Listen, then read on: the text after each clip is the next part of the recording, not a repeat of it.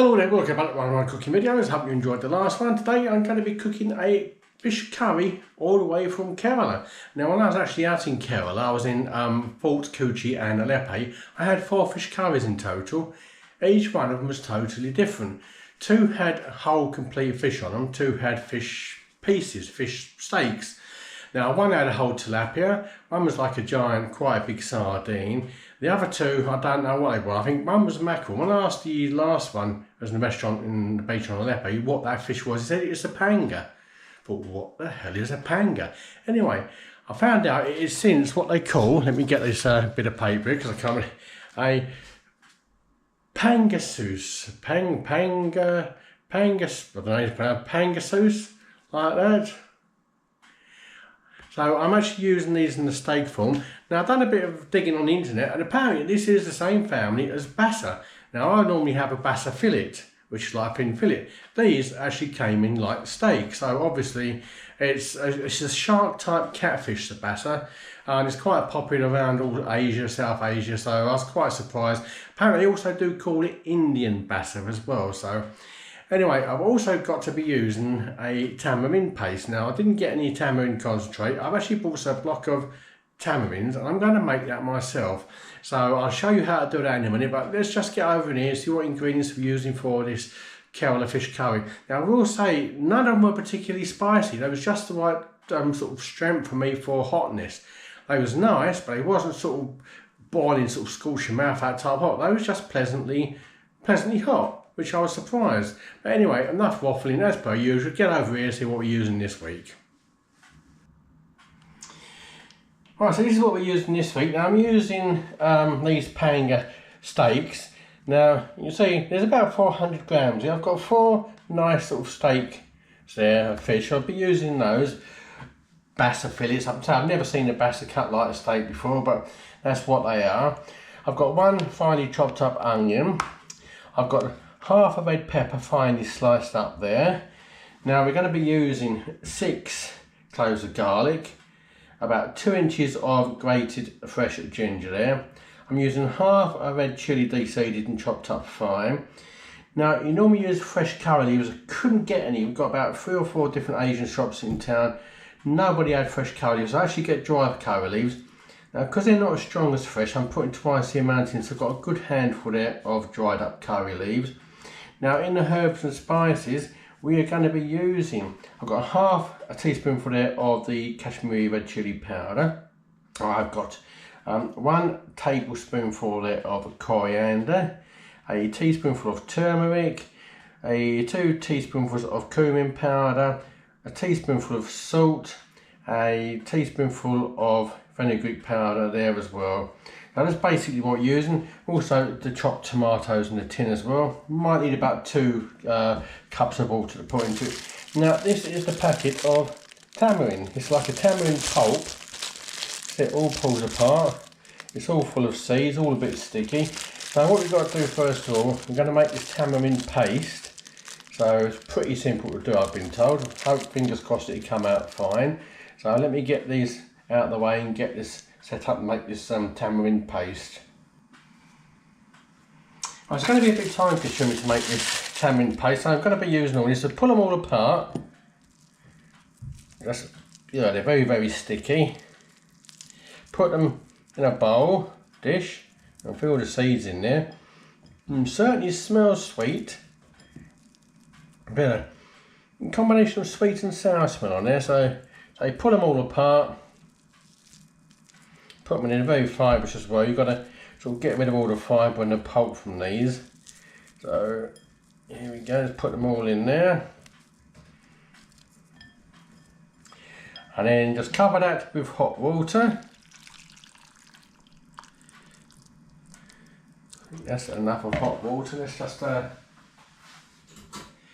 a fork and push all that down so it's all well covered with water. There we go. Now I just want to soak those in hot water for about 25 minutes. So we come back when it's been soaking. So when the water gets warm enough to put your hands in, basically you need to do is just put your hand in and squeeze all this pulp together so we can get rid of all these seeds. So basically, yeah, once it's done, so it's really getting thicker, we're going to squeeze all this pulp out, and then I'm going to put it through a sieve, so I'll come back when it's ready to be sieved. I do like squidging my hand, nice and squidgy there. So that's done. What we now do, I've got a sieve here over a saucepan. What we do now is, oops, one type of steak there.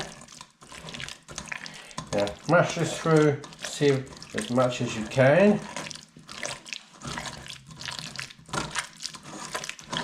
Like so.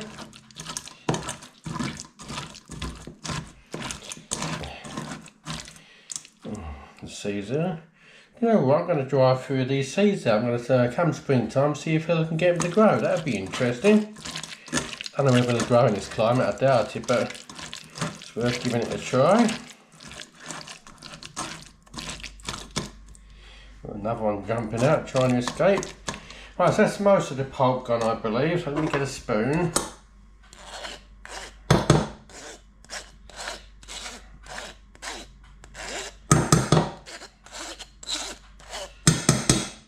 There we go. As you can see the pulp in there. So what we now do, swap it back over. Bring this back again. Put them back in there. And we're now going to put a little bit more hot water over that.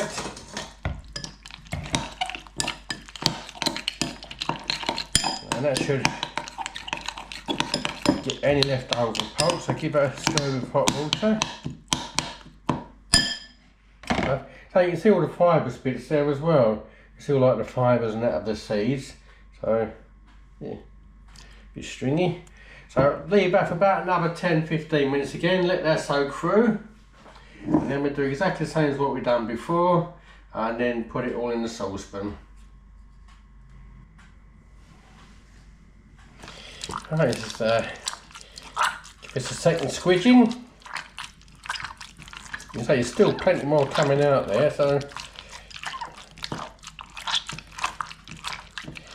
just make sure you get as much of that pulp out as you possibly can.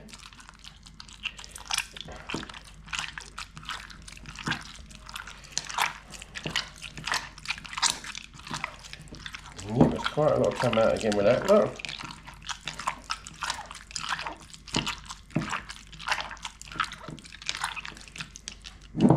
Swap over again.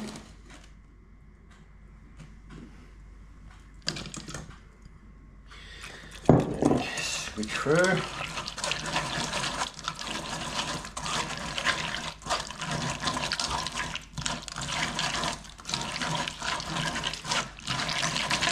It looks like we've got rid of most of that pulp. You could do it a third time if you wanted to, but I think twice is going to be enough.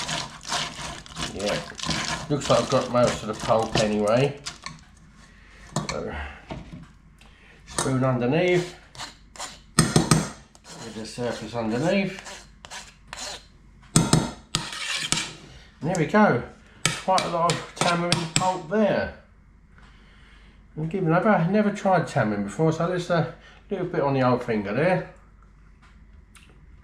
Oh, that is sour. Very sour.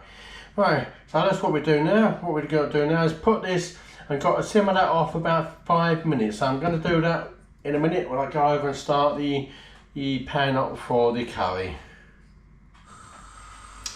I'm just heating the oil up for this pan now. I'll just show you over there. That's the pan with the tamarind pulp in there. I've just put that on the simmer. I'm just going to let it simmer away for about 5 minutes. So I'm just waiting for this pan to warm up so I can start off cooking.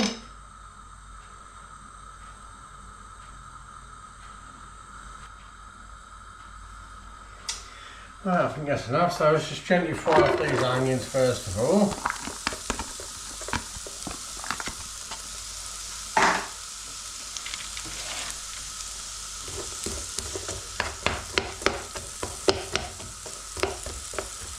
I'm just going to gently fry them off for about 5 to 8 minutes. Let's give the tamarind paste over here a bit of a stir. Yeah, that's looking good.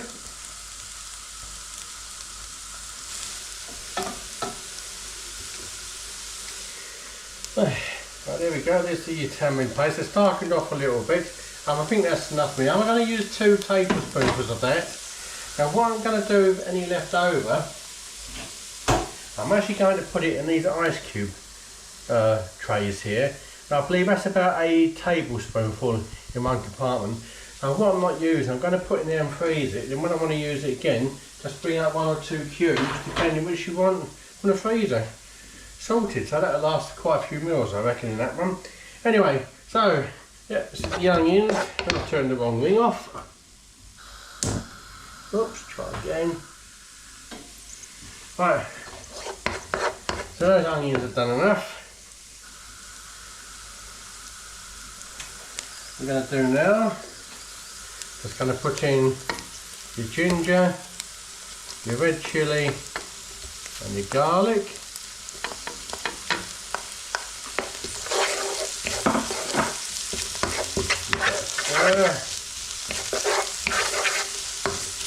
Just fry that off.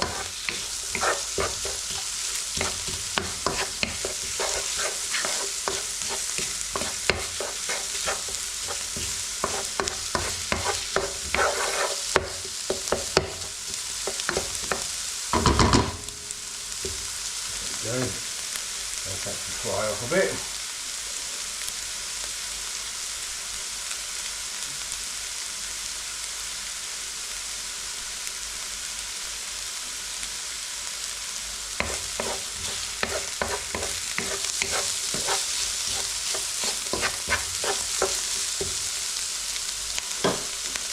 Now put in the rest of your spices.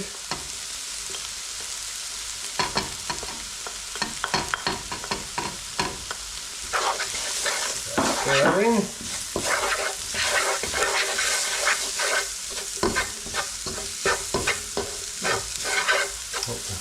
couple of stray curry leaves left in there when I was putting them in. Now, red peppers, only half a red pepper there, slice up finely.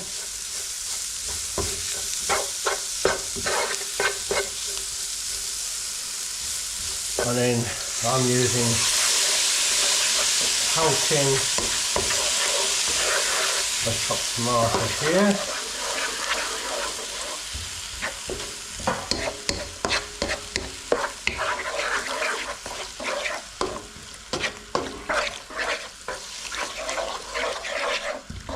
Nicely, certainly smells nice.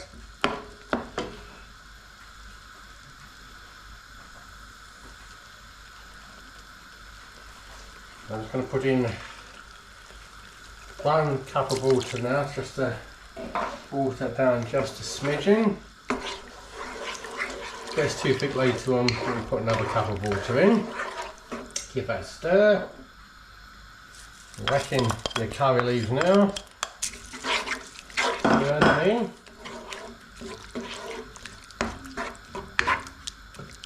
I'll let that simmer away for about 5 minutes now.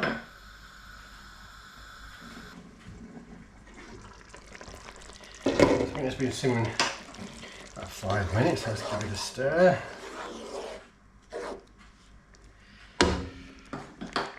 Going to whack in 2 tablespoonfuls of this tamarind paste.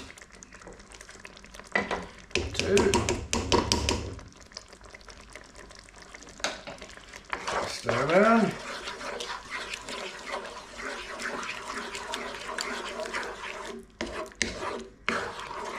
It looks the right thickness there, so just going to give it a try, see if it needs a little bit of sugar to take the tartness off on them tin tomatoes. Let's have a look.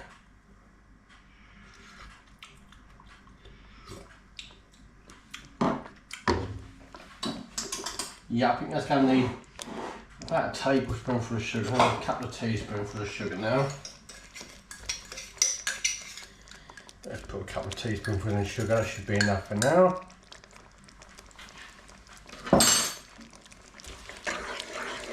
Give that a stir.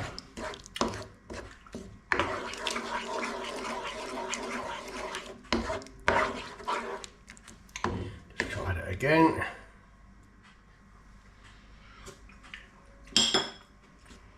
Oh, that's much better, yeah. Just taking that tartness off. And it's just about the right heat. I just feel that chilli coming through now as well. So I'm not going to put any more water in there. I think that's thick enough as it is. So I'm just going to lay these Pangasius Basa fillets on the top there.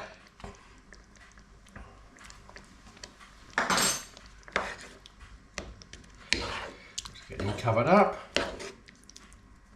So the flavours mingle in the fish there.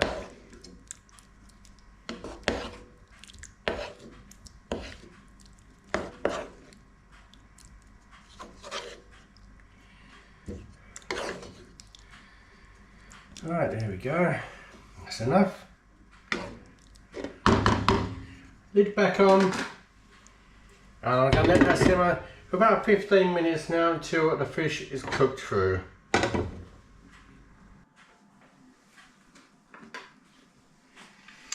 Right, that's been simmering about 20 minutes, so let's give it a try. And yeah, it is nice and thick there, just a perfect thickness that. So let's give it a shot. A bit on the spoon there. A bit hot.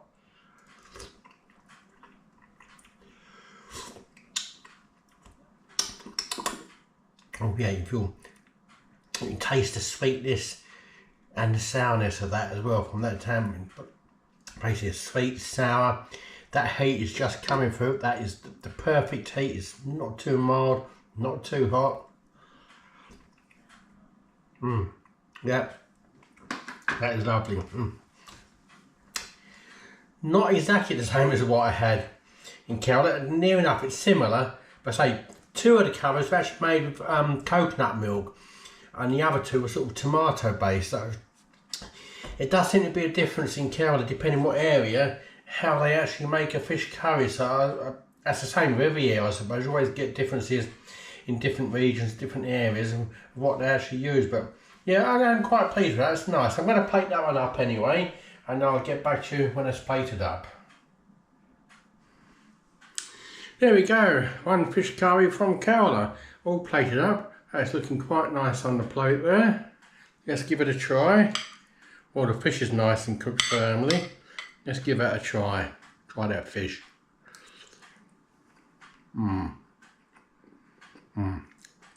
Yeah, that is lovely. A bit of the old rice.